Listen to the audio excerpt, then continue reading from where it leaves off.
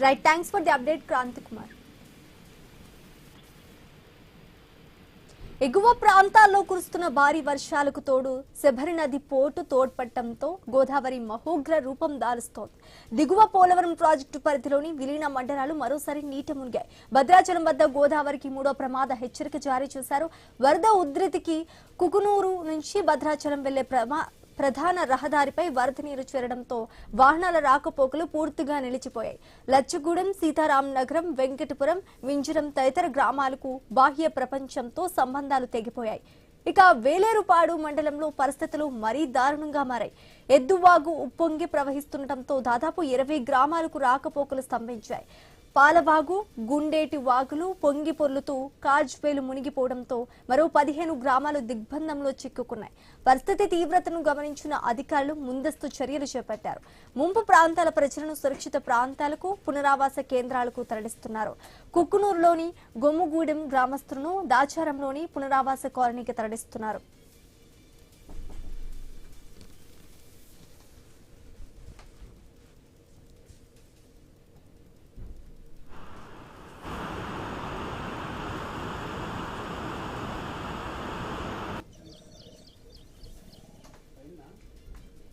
వరద ప్రభావిత ప్రాంతాల్లో పోలవరం ఎమ్మెల్యే చిర్రి బాలరాజు విస్తృతంగా పర్యటించారు. జిల్లా జాయింట్ కలెక్టర్ అభిషేక్ గౌడ్, జిల్లా ఎస్పీ ప్రశాంత్ కిషోర్ అధికారులతో కలిసి సమీక్ష నిర్వహించారు. ఎమ్మెల్యే బాలరాజు స్వయంగా పడవలు, బైక్లపై ఊళ్లలోకి వెళ్లి ఇల్లు ఖాళీ చేసి పునరావాస కేంద్రాలకు రావాలని ప్రజలను కోరారు. నిర్వాసితులకు ఎలాంటి ఇబ్బందులు కలగకుండా నిత్యావసరాలు, తాగునీరు, ఆహారం అందించాలని అధికారులను ఆదేశించారు. మరోవైపు ప్రతి ఏటా వస్తున్న వరదలతో తమ బతుకులు రోడ్డున పడుతున్నాయని పోలవరం నిర్వాసితులు కన్నీరు మున్నీరు అవుతున్నారు. నీళ్లు వచ్చిన ప్రతిసారి ఇల్లు ఖాళీ చేసి పునరావాస కేంద్రాలకు వెళ్లటం, వరద తగ్గాక మళ్లీ 0 నుంచి జీవితాన్ని ప్రారంభించడం తమకు నిత్యకృత్యంగా మారిందని ఆవేదన వ్యక్తం చేస్తున్నారు. పూర్తి స్థాయి పరిహారం, శాశ్వత పునరావాసం కల్పిస్తే తప్ప తమకు ఈ వరద కష్టాల నుంచి విముక్తి లభించదని ఆక్రోశిస్తున్నారు. వాటర్ తగ్గిన తర్వాత అన్ని నార్మల్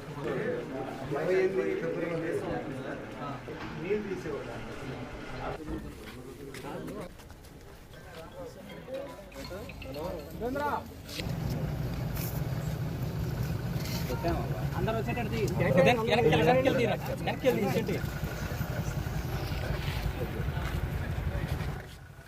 అటు పోలవరం ప్రాజెక్టు వద్ద గోదావరి వరద ఉగ్రరూపం కొనసాగుతోంది.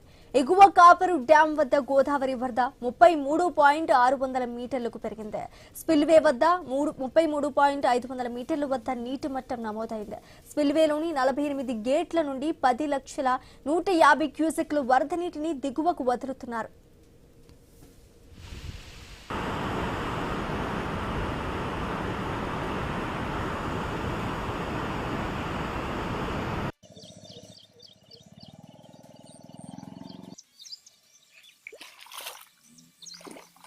బండి వేసుకొని వచ్చి